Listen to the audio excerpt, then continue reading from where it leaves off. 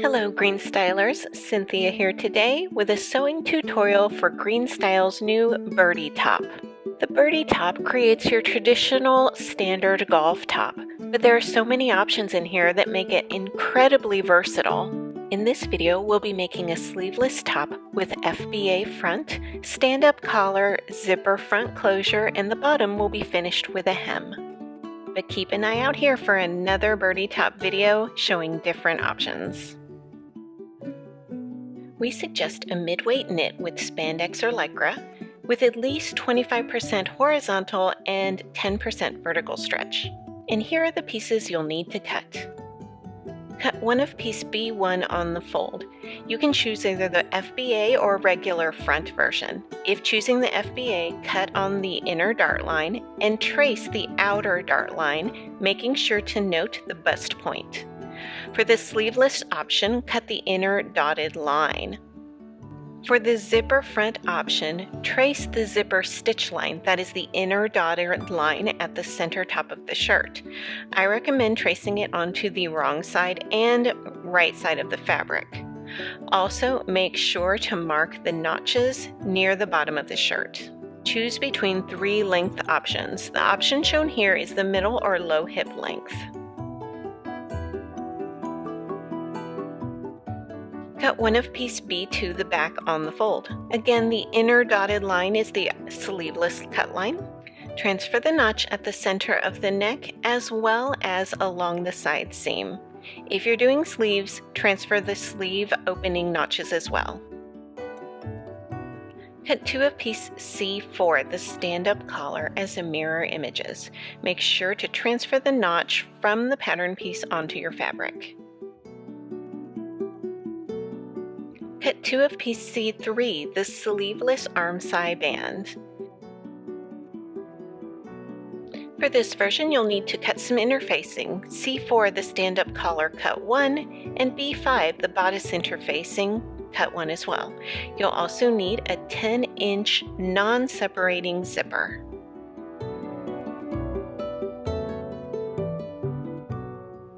If you're making the FBA version, we'll begin with the darts. If not, skip ahead. Make sure you've marked the outer edge of the shaded area from your pattern piece onto your fabric. You'll want to have marked this on the wrong side of the fabric.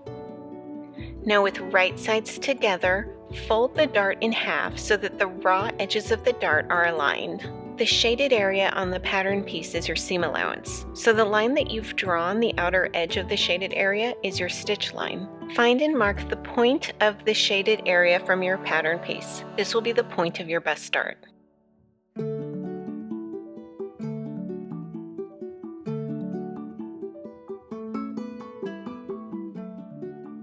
Use a straight stitch to stitch along the stitch line that you've drawn onto your fabric. Begin at the side seam and back stitch to lock your stitches in place. As you arrive approximately a ½ inch away from the point, begin to aim your stitches just before the point of the dart. You want to arrive at the edge of the fabric approximately 2 to 3 stitches before the point, then stitch right along the edge of that fold for those last 2 or 3 stitches until you arrive at the point. And I'm talking just 2 fibers of fabric between your needle and that fold. This should help eliminate the dimple that sometimes forms at the point of a bust dart. Do not backstitch at the end of the dart, but rather pull your threads along and tie a knot at that point to secure your stitches.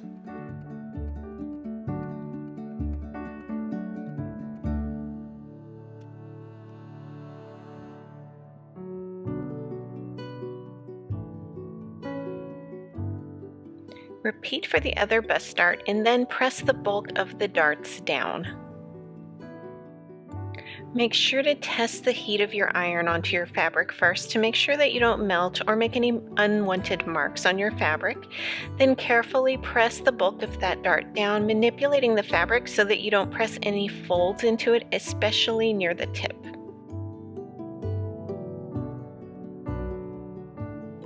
I recommend marking the zipper stitch line onto the right and wrong side of the front piece, but be careful if you use heat disappearing ink because we're about to press the interfacing on here, which will erase your work. Probably chalk or water-soluble marking pens would be the best option here, or just plan to recopy it after you press the interfacing on. Align the interfacing around the marking and press it into place. With the interfacing in place, we're going to use a short straight stitch to stitch along the zipper stitch line.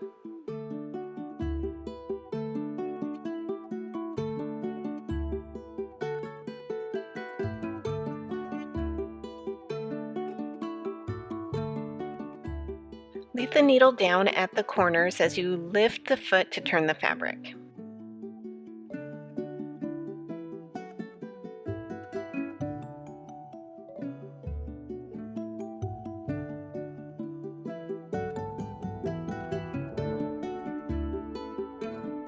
Carefully cut down the center line, clipping diagonally to the corners.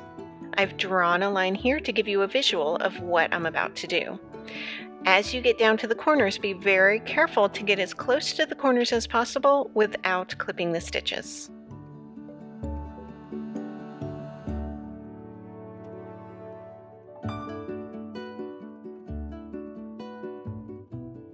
If your zipper is too long for your opening like mine is, you'll want to adjust it, and I'll show you quickly how I do that.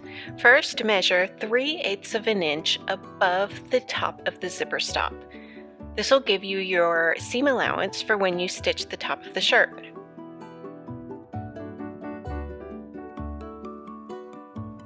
Align that marking with the edge of the neckline. Now make a mark right at the bottom of that zipper stitch line at the center of your shirt. This will give you the new bottom of your zipper. We're going to zigzag stitch over this several times to create a new zipper stop. Turn off your feed dogs or turn your stitch length to 0, then widen your zigzag stitch so that it easily goes back and forth over the teeth. Hand crank a few times to make sure that the needle doesn't hit the teeth. And now we have a new zipper stop.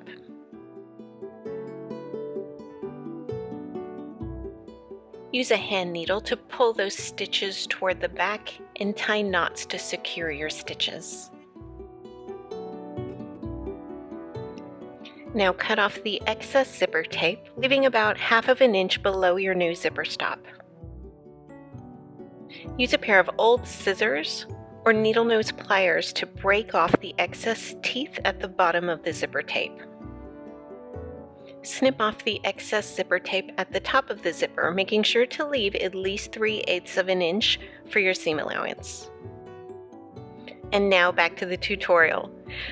With right sides together, we will pin the closed zipper to the right side of the front along the center front cut line. I'll be using Wonder tape or double-sided sewing tape for this purpose.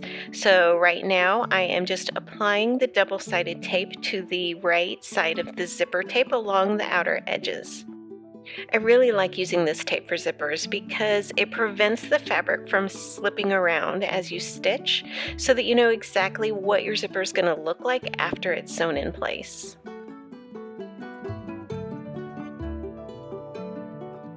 Using a straight stitch and a zipper foot, stitch the zipper in place along the stitching line. Stop when you get to the clipped corner, which is at the bottom of the box that you stitched.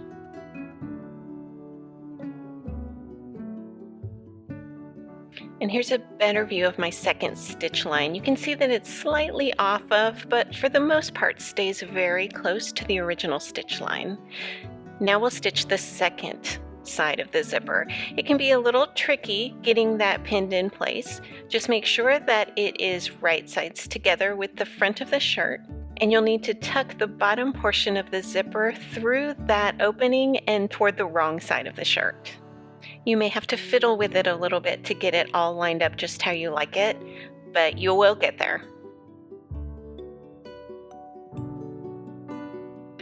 If you're pinning in place, you may want to baste this side of the zipper first so that you can zip it up just like this and take a look to make sure you like the way the zipper looks, especially at the bottom.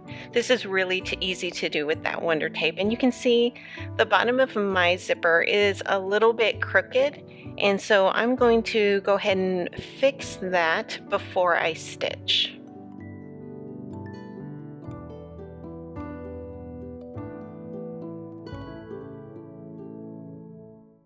Then once you're happy with the appearance, stitch using a straight stitch and the zipper foot, again stitching along that original stitch line from your zipper box.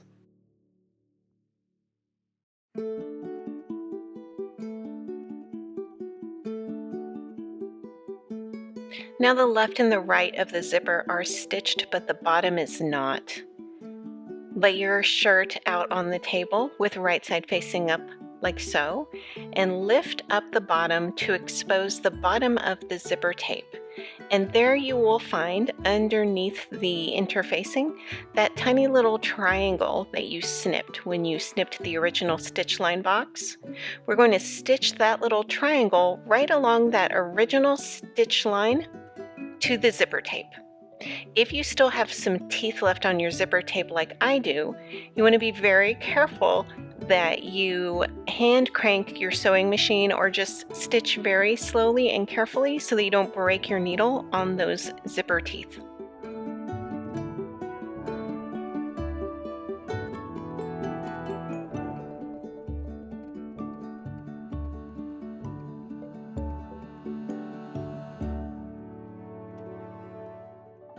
Let's make the edges of that zipper tape look a little nicer.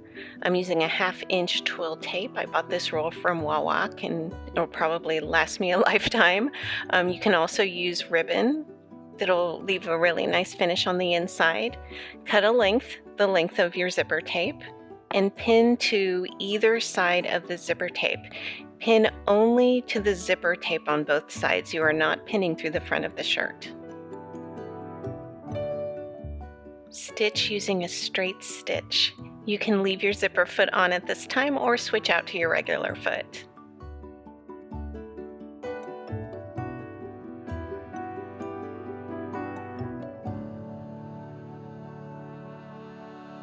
At this point, you can also finish the bottom of that zipper tape using a zigzag stitch or a serger.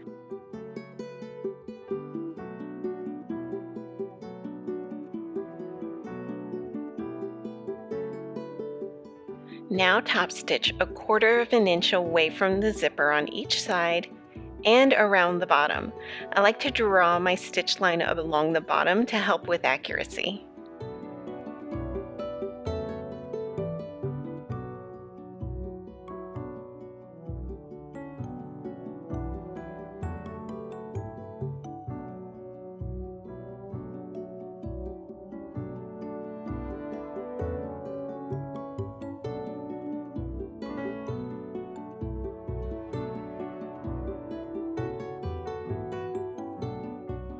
Now that the zipper is completed, we'll do the shoulder seams.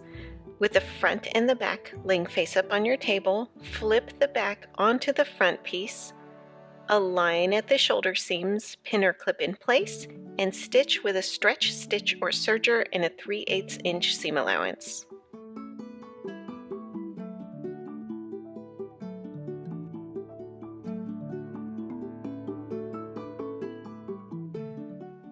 Apply interfacing to one of the stand-up collar pieces.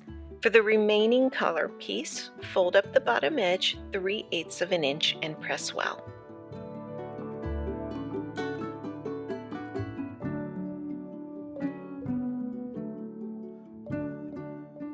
Pin the collar piece with the interfacing to the right side of the neck opening.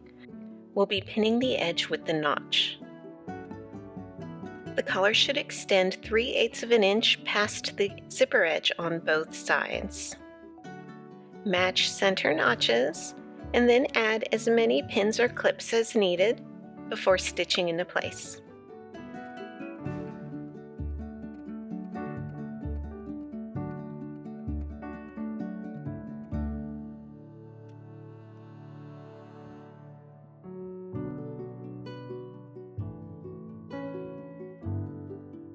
Stitch with a stretch stitch or serger and a 3/8 inch seam allowance.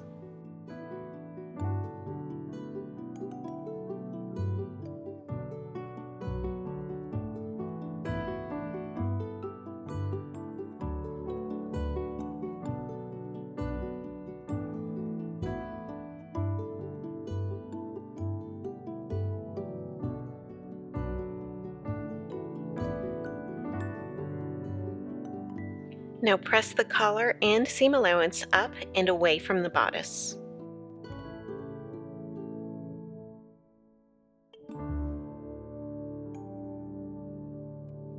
Now turn your shirt right sides out. We're going to place the remaining collar piece onto the interfaced collar piece with right sides together, so the folded bit is facing outward.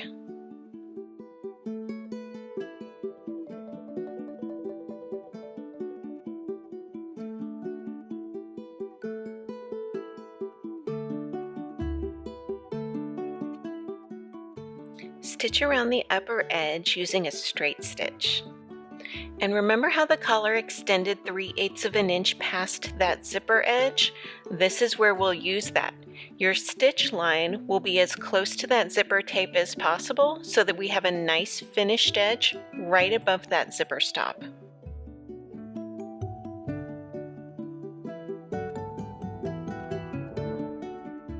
Now clip the upper seam allowance with small V clips.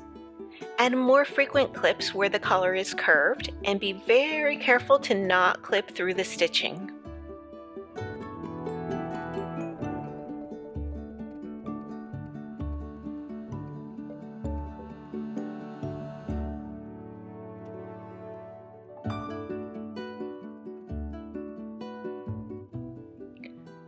We'll now turn the collar right side out and press well.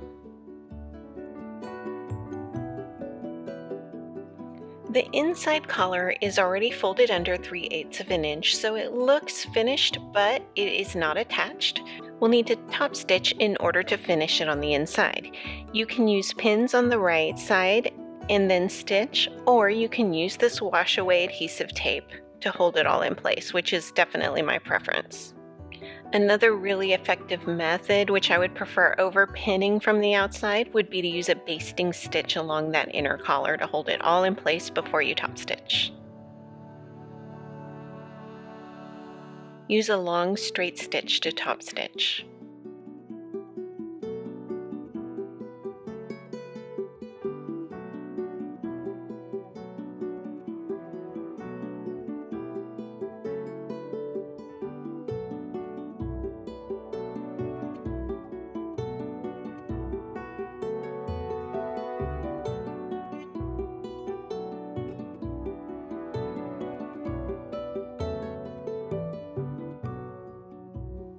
We're making the sleeveless option, so the next step after the collar is the side seams. Turn your shirt or dress with right sides together, aligning the side seams. Pin or clip in place, matching notches.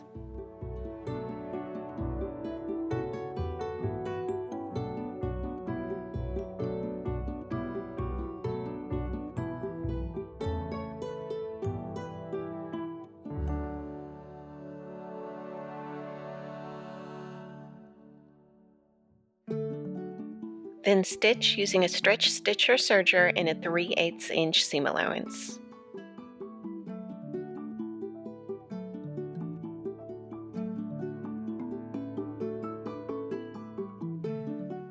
Before making the sleeveless arm side bands, I like to fold the bands in half with wrong sides touching and press well to make a nice crease down the edge. Open up the short ends and match those short ends with right sides together.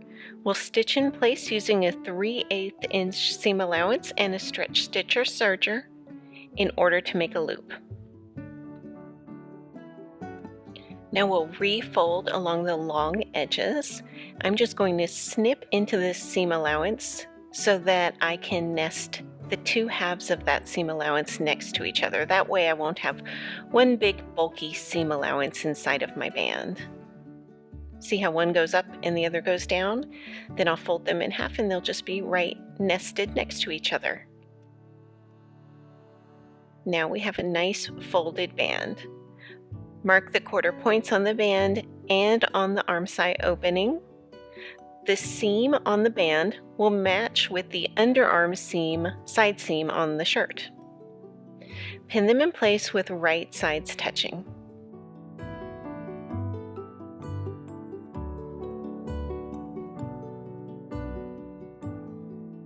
Stitch using a stretch stitch or serger and a 3/8 inch seam allowance, stretching the band slightly as you attach it. You only want to stretch it enough so that there aren't folds in the shirt as you stitch.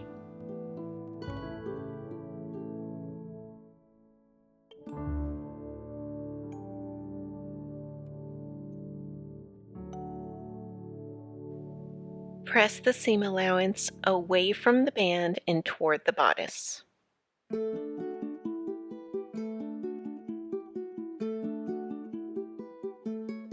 For the basic hem option, you'll simply turn up the bottom edge 1 inch toward the wrong side, pin or clip in place, then top stitch using a zigzag, twin needle, or cover stitch.